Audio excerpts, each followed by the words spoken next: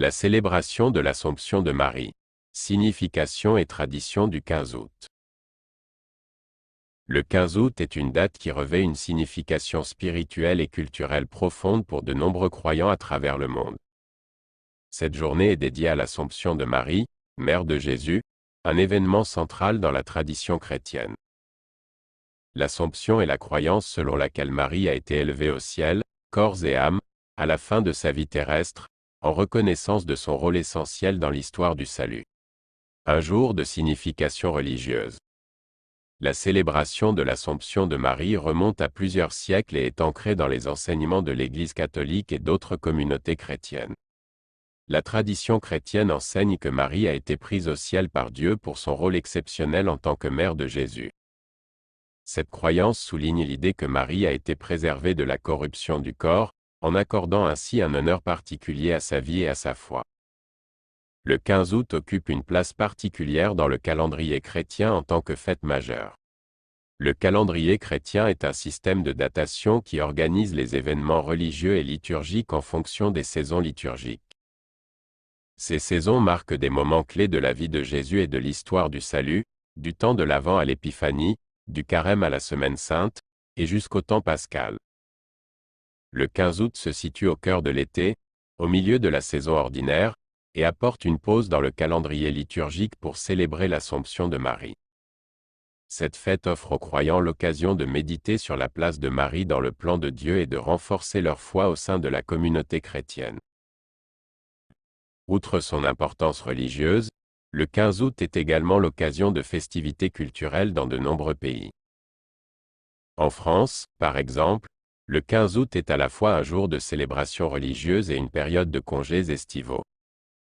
Les gens assistent à des messes spéciales et participent à des événements festifs, tels que des feux d'artifice et des rassemblements sociaux. Les églises sont souvent ornées de fleurs et de décorations pour rendre hommage à Marie et à son rôle spirituel. Le 15 août, jour de la célébration de l'Assomption de Marie, représente une jonction entre la foi chrétienne et les coutumes culturelles. Cette date offre une opportunité pour les croyants de réfléchir à la signification de Marie dans leur foi, tout en célébrant son rôle dans l'histoire du salut. Tant sur le plan religieux que culturel, le 15 août est une journée qui unit les croyants et les communautés à travers le monde dans un esprit de vénération et de joie. Marie occupe une place significative dans plusieurs religions, mais son rôle et son importance varient en fonction de la tradition religieuse en question. Dans le christianisme, Marie est considérée comme la mère de Jésus-Christ, le fondateur de la foi chrétienne. Elle joue un rôle central dans les évangiles en tant que jeune femme qui a accepté de porter Jésus en elle par l'œuvre du Saint-Esprit. Son rôle en tant que mère de Jésus lui confère une importance particulière, et elle est souvent vénérée comme la figure maternelle par excellence. Les différentes branches du christianisme, telles que le catholicisme, l'orthodoxie et le protestantisme, ont des perspectives et des pratiques variées en ce qui concerne la vénération de Marie. Le catholicisme, par exemple, lui accorde une vénération spéciale, la déclarant immaculée, sans péché, dès sa conception et célébrant des fêtes telles que l'Assomption, tandis que certaines branches protestantes mettent davantage l'accent sur son rôle en tant que mère terrestre de Jésus. Dans l'islam, Marie, Mariam en arabe, est également une figure respectée. Elle est considérée comme une femme pieuse et vertueuse, choisie par Dieu pour donner naissance à Jésus, Isa en arabe, qui est considéré comme un prophète dans l'islam. Le Coran, le livre sacré de l'islam, mentionne à plusieurs reprises l'histoire de Marie et de la naissance miraculeuse de Jésus. Bien que les croyances diffèrent entre l'islam et le christianisme, Marie reste une figure de vertu et de dévotion dans les deux religions. Dans d'autres religions et traditions, Marie peut avoir un rôle moins prédominant.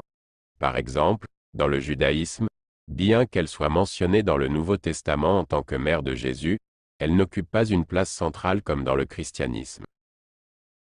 En résumé, Marie est une figure vénérée dans le christianisme et l'islam, avec des interprétations et des rôles spécifiques dans chaque tradition. Sa place dans d'autres religions peut varier, mais son influence en tant que mère de Jésus et symbole de dévotion et de foi demeure universelle. Alors que le 15 août s'achève, Emportant avec lui les célébrations de l'Assomption de Marie, nous sommes invités à continuer à méditer sur la signification de cette journée. Que le souvenir de Marie, une figure de foi, d'amour et de dévouement, inspire et guide nos vies au quotidien. Puissions-nous tous, en tant que croyants, trouver inspiration dans sa foi inébranlable et son rôle dans l'histoire chrétienne. Que les bénédictions du 15 août nous accompagnent tout au long de l'année, nous rappelant les valeurs de l'amour, de la compassion et de la foi. Pour finir, quelques prières choisies. Le premier paragraphe explique l'importance et le contexte de l'Angélus, tandis que le deuxième paragraphe présente l'Angélus lui-même, suivi de la prière « Je vous salue Marie » et d'une brève explication. Cela constitue une description complète et précise de l'Angélus, ainsi que des prières qui lui sont associées. L'Angélus est une prière catholique traditionnelle qui commémore l'Annonciation à la Vierge Marie par l'archange Gabriel, ainsi que l'incarnation de Jésus. Elle est récitée 3 fois par jour, habituellement à 6 heures, midi et 18 heures. La prière commence par les mots « L'ange du Seigneur annonça à Marie », suivi de l'annonce de la venue de Jésus par l'Esprit Saint. Ensuite, on récite le « Je vous salue Marie » et on termine par une demande d'intercession à Marie. Priez pour nous, Sainte Mère de Dieu, afin que nous devenions dignes des promesses de Jésus-Christ. L'Angélus invite les croyants à méditer sur l'humilité et l'obéissance de Marie, ainsi que sur le mystère de l'Incarnation. Voici l'Angélus dans son intégralité. L'ange du Seigneur annonça à Marie, et elle conçut du Saint-Esprit. Je vous salue Marie, pleine de grâce, le Seigneur est avec vous, vous êtes bénie entre toutes les femmes, et Jésus le fruit de vos entrailles est béni. Sainte Marie, Mère de Dieu, priez pour nous, pauvres pécheurs, maintenant et à l'heure de notre mort. Amen. Voici la servante du Seigneur, que tout m'advienne selon ta parole. Je vous salue Marie. Et le Verbe s'est fait chair, et il a habité parmi nous. Je vous salue Marie. Priez pour nous, Sainte Mère de Dieu, afin que nous devenions dignes des promesses de Jésus-Christ. Prière. Seigneur, répands ta grâce dans nos cœurs, afin que, nous avons connu par la voix de l'ange l'incarnation de ton Fils Jésus-Christ, par sa passion et sa croix, nous arrivions à la gloire de la résurrection. Par le Christ, notre Seigneur. Amen.